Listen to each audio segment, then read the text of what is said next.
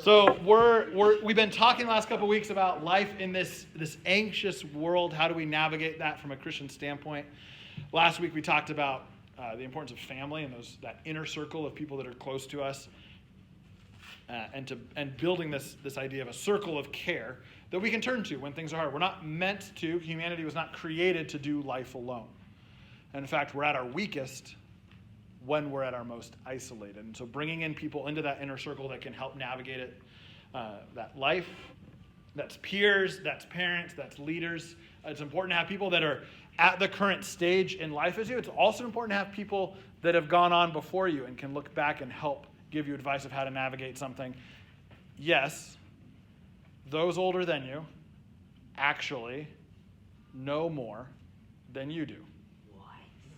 Okay? Crazy. There are people that have gone through what you have gone through. You're not alone. Now, I know we like to be individualistic, but we've all gone through very similar things, and people want to help you. They want to help you to know how to navigate that. But I think we can be honest that sometimes, even when we have people on our side, life can hand us circumstances that feel totally overwhelming. And even circumstances that leave us feeling hopeless. In this session, so this is our third week, we're going to talk a little bit about recognizing that at times, feelings of pressure and anxiety can become more than we can handle on our own. And that's okay. That's not a sign of you being weak.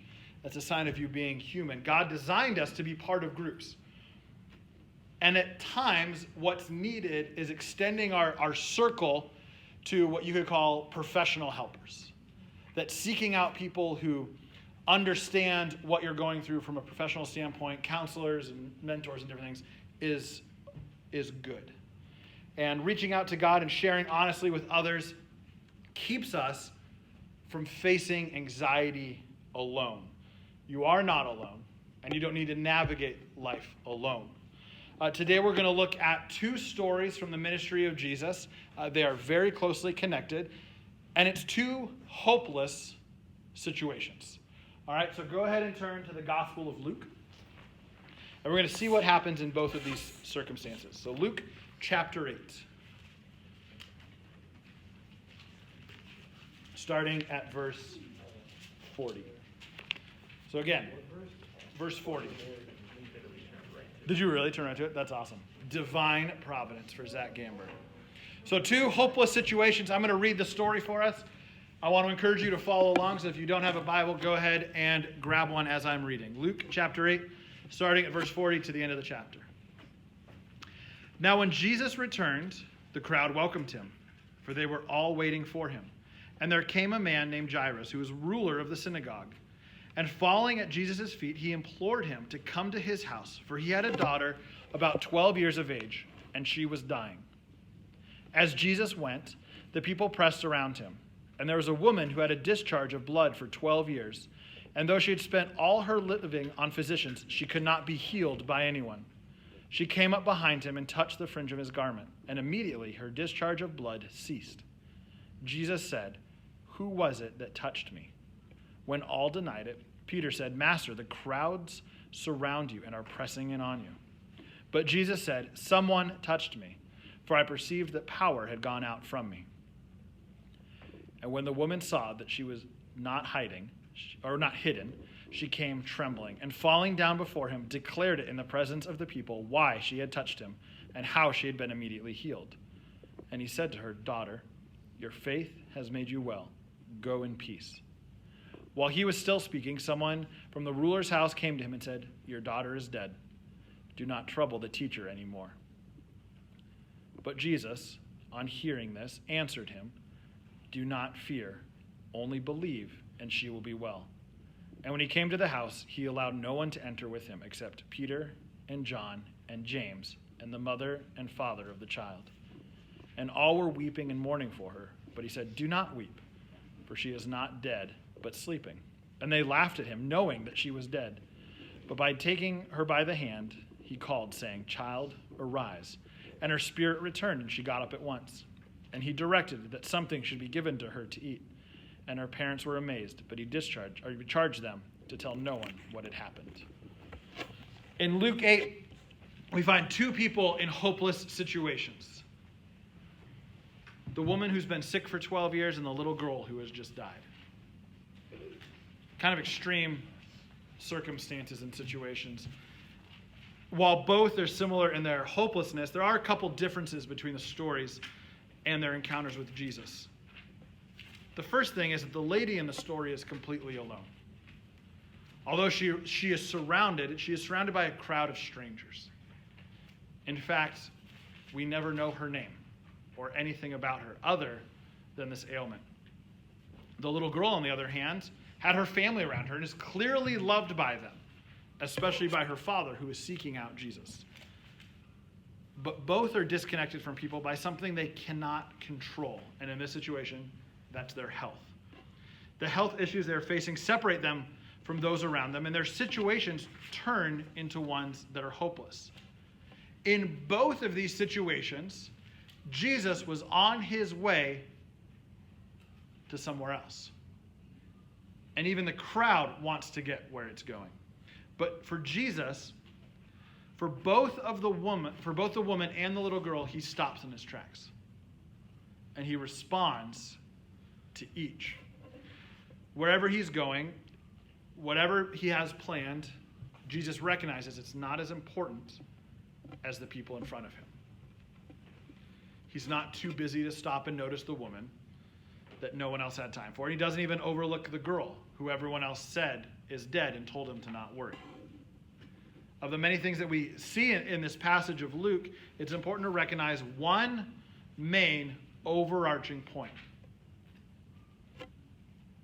No matter how young or old a person is, no matter how hopeless things seem, no matter what everybody else in the situation is doing,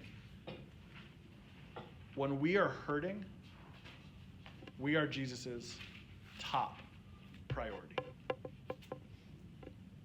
We know that the woman in this story had been suffering for a long time. Essentially, she had been suffering as long as this little girl had been alive. There's no mention of her friends or her family. In the story, we're not even given her name or where she's from, which generally, even in the scriptures, we have an idea of where these people come from or what their name might be, or something about them. She's truly anonymous. Maybe her condition of bleeding caused her to be avoided by Jewish society because of rules about purity and cleanliness and not touching people who are bleeding. Or maybe she was self-conscious and pushed people away. Either way, the woman had to make a difficult and tough decision to step out of her silent struggle. No matter how hopeless she felt, and even like Luke says, she had spent her entire life savings on physicians, on medical help, and nothing had worked. No matter how hopeless she felt, she recognized and understood, I need help. She's physically healed the instant she touches the cloak of Jesus. But clearly, he isn't content for her to walk away alone. Physical healing isn't going to solve all her problems. It's when the woman connects and talks with Jesus that she experiences true peace and hope. What is the woman's response to her physical healing? Someone read out loud verses 47 and 48. Who's got it? Riley, go for it. Nice and loud so we can all hear you. Now when the woman saw that she was not hidden, she came trembling, and falling down before him, she declared to him in the presence of all the people the reason she had touched him and how she was healed immediately. And he said to her, "Daughter, be of good cheer. Your faith has made you well. Go in peace."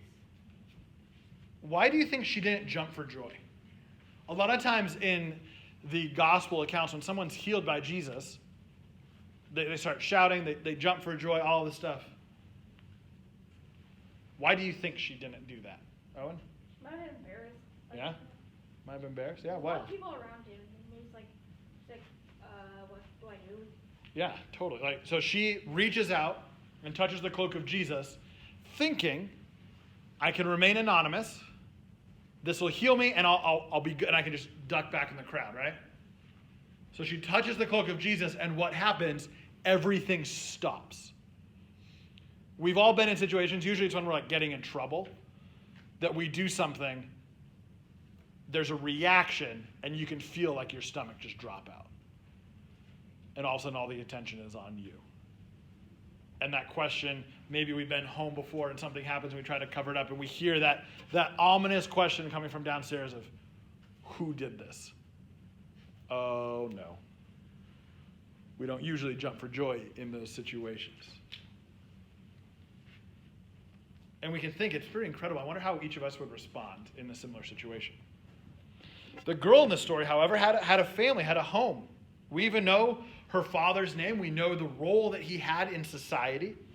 She is valued in society. Yet there's some similarities between the way people react each time Jesus stops. In verse 45, Jesus asks, "Who touched me?" And when everyone denied it, Peter says, "Jesus, Master, the crowds are pushing all around you. It's not any one person." Jesus recognizes if someone touches him intensely. If you ever walked through, think about like high school, right? Or maybe back in the day, a couple years ago, or when you've been in a situation where it's really crowded, right? You're usually getting bumped or bumping into people, and it's usually not like, there's not usually someone in the hallway who's like, "Hey, who's that one person that touched me?"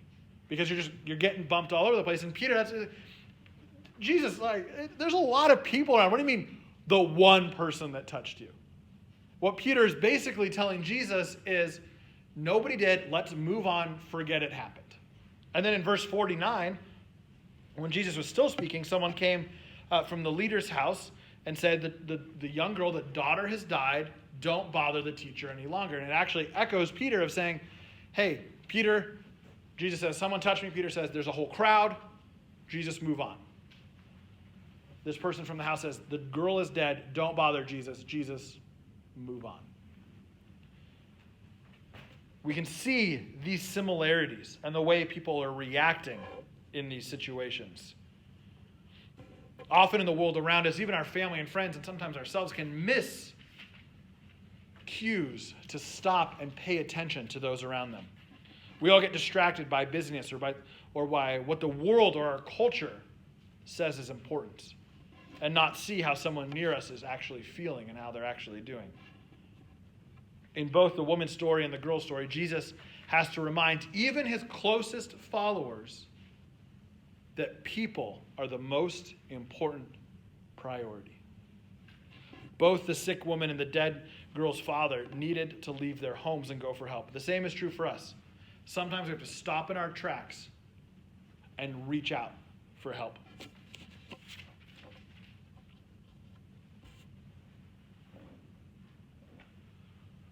When we experience the same anxiety over and over again, or if we try to ignore it instead of listening and confronting it, we eventually begin to lose hope.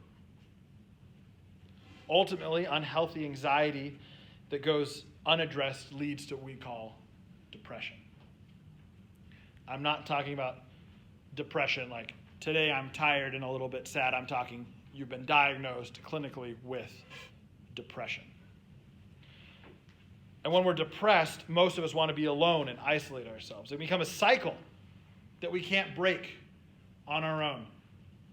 I can't reach out to people because I'm lonely. Now I'm lonely. I'm depressed. I need people. I can't reach out. Some of us can put our own circumstances in life in this, and we begin to see this cycle that can be extremely hard to break, and we can't break it on our own. But think about what would happen if, instead of keeping things to ourselves in those moments, when we feel hopeless, when we feel helpless, rather than keeping it in, we stop in our tracks and we reach out. Even though our feelings may make us feel vulnerable and we want to be alone, it's really important to push ourselves out the door, to reach out for help, just like this hopeless woman and hopeless father did. They had to step out and seek the Savior. Sometimes settling our body and our mind is really difficult, especially when we have a lot going I'm not going to ask who here, hold on for right now. I'm not going to ask like who here has ever suffered a panic or an anxiety attack. If you have, you know what that can feel like. If you know someone that has, you know what it experiences like that. I have been around people that have had full-on anxiety attacks. And it's incredibly difficult to calm the mind. It's incredibly difficult to calm the body when everything is dialed up to 100. And it sounds kind of cheesy. It sounds kind of obvious. It may even sound a little bit new age to say that one way to work through some of that stuff is to practice breathing. And that feels weird to even say, right? Like here we are studying the ministry of Jesus, and what is the first thing that we talk about is breathing. It feels kind of weird to say that, but it's true. When we practice this art of even breathing slowly and deeply, but what we're doing is we're letting our body and our souls know on a physical and spiritual level that it's okay and to rest in God's presence. I am not saying that if you're having an anxiety attack, just take a couple deep breaths and it'll go away. But it's a reminder in those moments to turn to Jesus, to allow his presence in. And there's actually science to it, which is kind of crazy. We're not going to get super far into that. You can go online and study. But there is a correlation to breathing and allowing the body oxygen. Oftentimes when we're going through some sort of anxious attack, it's spurred on by the fact that we're not breathing properly.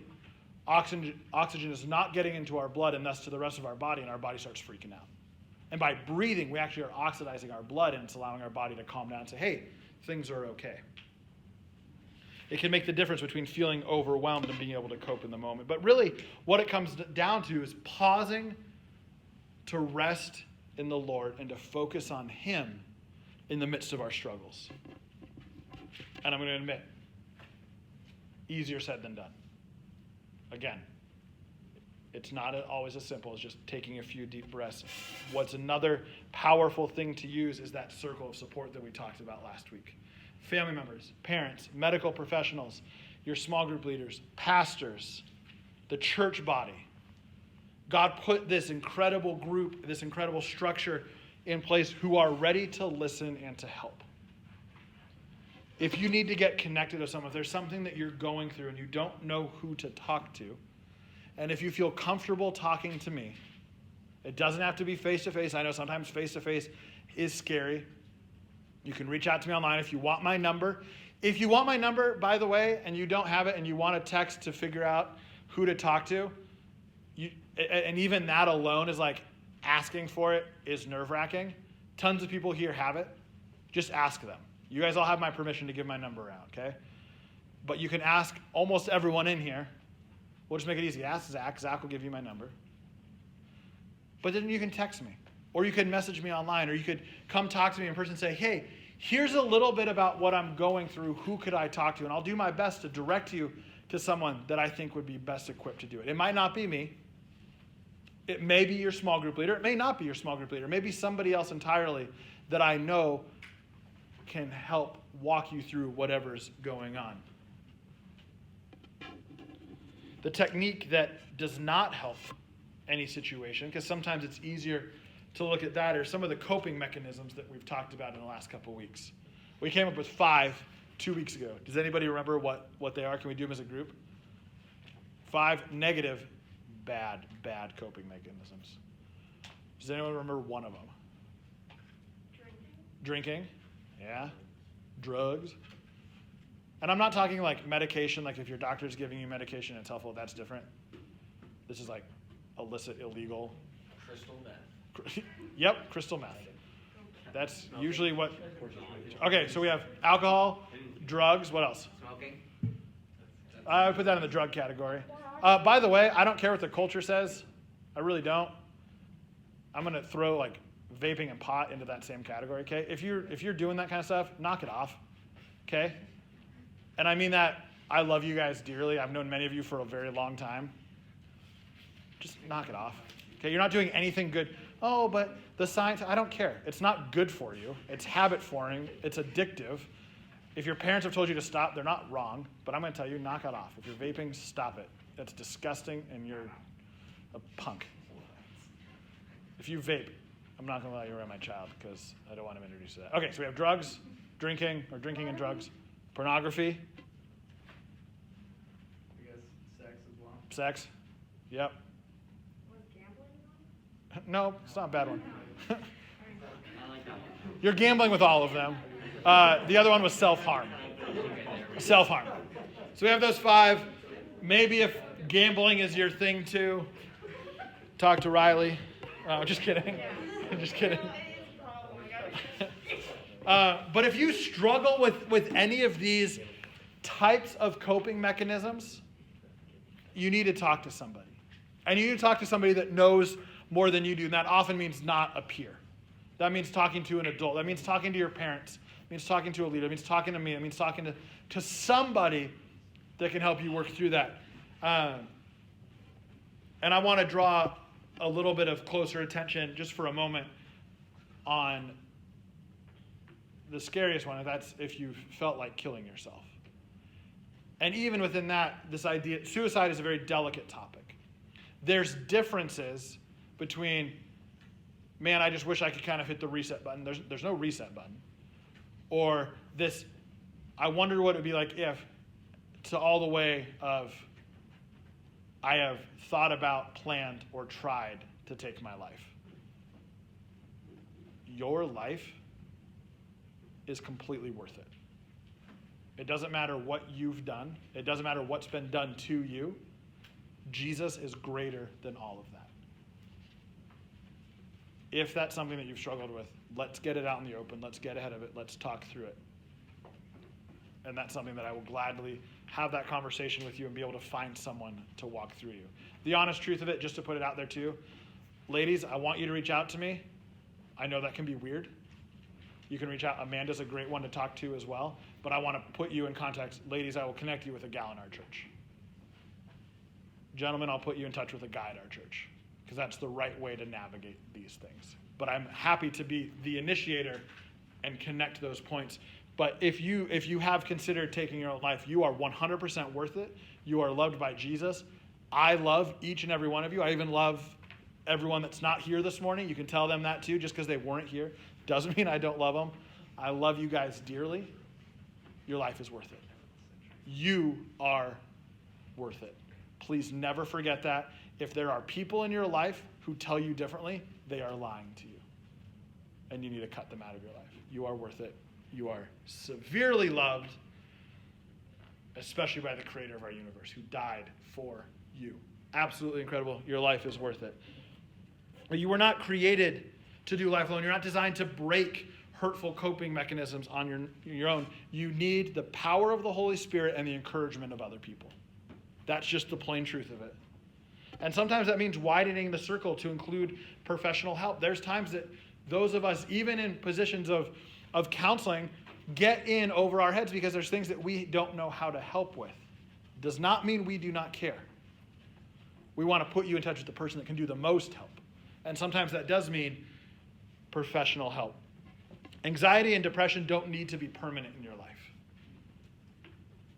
But many of these negative coping mechanisms, many of these practices can lead to permanence in your life. There are spiritual practices, professional health services, and more available. If we take the group of young people, aged 10 to 24, suicide is the second highest rate of death in that group. That's tragic. That's tragic. It's estimated that, just so you guys know, you're not alone, it's estimated that 2 out of 3 young people in that same age bracket have experienced suicidal thoughts and don't get help. Let's not be a youth group that aids in those statistics. Let's be a youth group that sets some new statistics, that sets a tone for reaching out, for bringing others in and leaning into Jesus. You guys can be a beacon in every area of your life for what it looks like for a young man or woman who's dealing with you guys deal with so much stuff. And you can be an example of what it looks like to lean into the power of the Holy Spirit, the grace of Jesus, and the encouragement of other people. That's so cool. What better ministry is there There is none. You guys can reach young people with the grace and hope of Jesus by living that out. Now, sometimes in life, we're doing okay. We're not concerned about ourselves, but we're concerned about our friends. There's people in our life who are struggling, and we know it. We're worried that a friend might hurt themselves, that they're involved in things that they shouldn't be to cope. When those things start happening, it's time to reach out on their behalf. Especially if you know someone is hurting themselves or planning on it. You owe it to them. Don't carry that burden on yourself. Either the burden of knowing they're thinking about doing something or knowing that they did do something. I want to tell you, if a friend reaches out to me or to another person on your behalf, do not be angry with that friend. They're doing it for one simple reason, that's because they love you. They care about you. I have a challenge for you this week. I want you to have a conversation. A lot of you like to talk. This is right up your alley. I want you to have a conversation. And I want that conversation to be with a trusted parent or adult that's at home. You might be feeling fine now, but you're going to have days where you probably feel more anxious, more sad, or more unsure of yourself, and that's normal. But if it ever moves beyond normal, you need to have that team by your side, and it starts at home. It starts with going to your parents and saying, can we have an honest conversation about what's going on in my life? And it may be that things are going good. That's awesome. They should hear about that too. Statistically, studies have shown that among young people that have died by suicide, only half of their families knew that the teenager was having suicidal thoughts. That means that half of the kids that died, their families had no idea. Open up to your families. Allow these conversations. We need to get comfortable talking with our families about how we feel. I get it. Sometimes telling our parents our emotions and how we're feeling is really hard and awkward. My guess is the hardest group, or the group that it's the hardest for, is guys talking to their dads. Because many of our dads are from generations of keeping emotions inside. It's not biblical. They're not wrong. Like, don't go to your parent and be like, you're unbiblical because you don't talk about emotion. Like, back off a little bit, but start to break that cycle. It's my hope that as Jackson gets older, that he and I can have those difficult and awkward conversations, and they won't be difficult or awkward because we've had conversations his whole life. Allow your parent to be that for you. The second group that it's going to be hardest for among you guys talking to dads is probably number one. The second group is those of you that are 17 or 18 years old. Because there's this interesting thing that happens mentally as we head into the later teen years of, I know everything. I don't need anybody. I don't need my parents. You do. God put you in the family that he designed on purpose. Talk to them. Talk to a trusted family member and do that. And while you're talking about them, talk about who else should be in your inner circle. Who else in your life you trust that you can go with. But talk about how you'll work together so that when those times of feeling down, of feeling depressed, of feeling anxious, you can work together. Your leaders, your peers, myself are important as well, but don't cut your parents out of the process. Don't cut them out of your life. They need to know how you're feeling and what you're navigating. Having inner struggles doesn't mean you have a lack of faith. I want you to know, if you've had feelings of anxiousness, of suicidal thoughts, of depression, of these different coping mechanisms, it's not a lack of faith. It means you're human. And it means sometimes life is hard. We can grow in faith even in the midst of our struggles. Gina, you shared that during your baptism, and I thought it was beautiful. Of saying, I feel like I'm at a spiritual low. And if I can pursue Jesus in my lows, man, it's so much easier. I can pursue him in my highs as well. What a great attitude and mindset to have. Even in our struggles, we can pursue Jesus. We need to pause. We need to look up in the midst of our anxious thoughts and seek the Lord. We need to talk to others who are walking in faith. And we need to look inside to recognize where God is working. And look around to see him working in this beautiful world. We have one more video this week from our friends at the Fuller Youth Institute who have been helping put together some of these thoughts. And it's a group of young people not much older than you.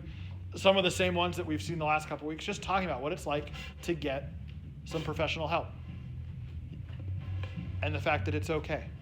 And that it's even beneficial. So we're gonna watch this video. It's just a couple minutes long, and when it's done, we'll pray and we'll head out of here.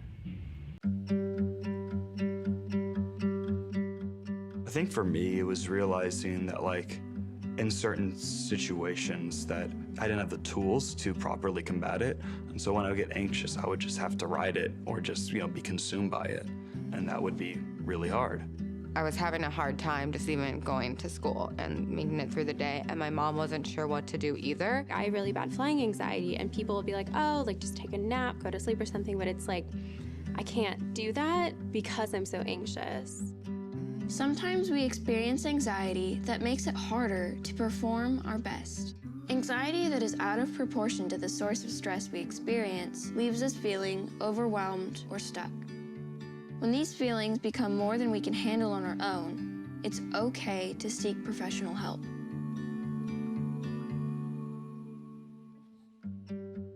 Can I talk about my own experience? So I just did a Google search and looked up therapists near me, or Christian therapists near me, because I wanted a Christian therapist. But then also I contacted a friend whose church had like a directory of resources in the area, and it happened that the Google search was also one of the resources that the church offered. So that's how I found therapy. A couple of years ago, there was this really big stigma of Black women specifically going to therapy. We were painted as this picture of, no, you are the superhero, you're the strong woman, you don't need this, you can do this. I had a really crazy moment happen, and I'd called my mom, and I was crying my eyes out, and I was like, Mom, I think I need to go to therapy. And she was like, great.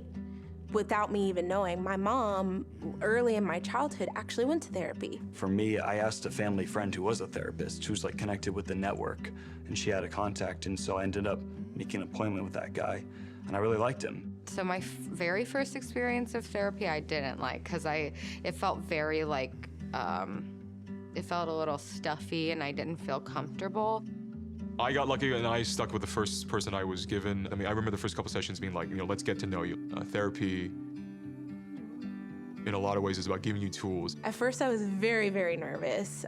We had like a consultation. I was like, oh my gosh, what do I need to wear? What do I have to say? What questions do I need to bring in? But immediately when I got into the room, I felt like this just weight dropped off of me.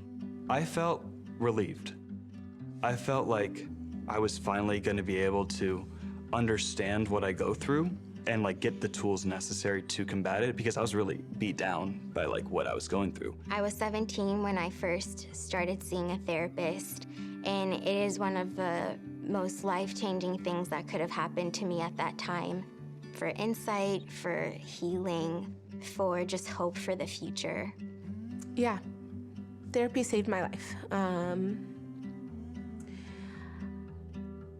And allowed me to grow, allow me to change, and allow me to accept the things that I had in me that I did not feel like I could have accepted without it. So it truly saved my life. It's okay to ask for help. It's okay to get help. Commit to it and you'll be in a better place than you were however so many days ago, hours ago, weeks ago. Sarah. I had such a hard time in middle school and in high school. I had so much anxiety, and from going to therapy, it changed my life, and I now live a life I never knew was possible for myself. I'm so grateful for that, and I want everyone to know that that's possible for them. And you're not alone, and you're never alone, and there's always someone that you can talk to. Always, always.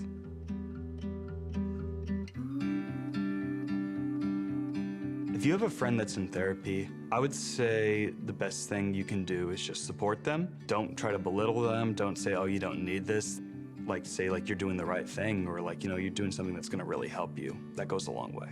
I had a lot of friends who wanted to, you know, get in there with me, which was great at certain moments of that time. Give them space if they need space.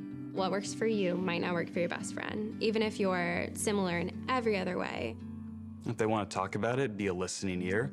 Especially with men in American society, it's really hard to talk about that stuff. And so when you do, like, it becomes more of a normal conversation. It's good, like, you know, it destigmatizes it.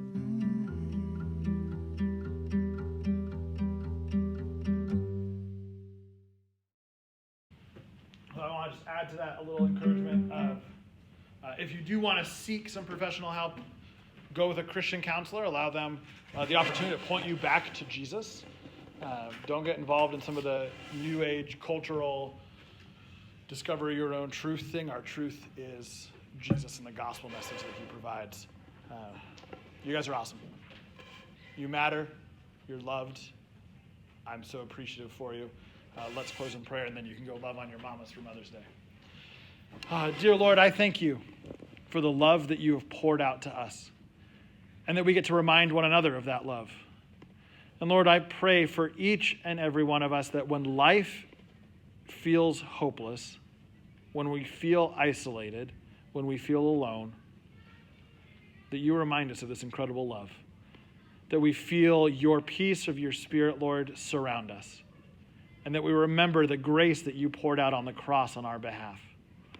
Remind us that we matter to you. Remind us that you created us intentionally.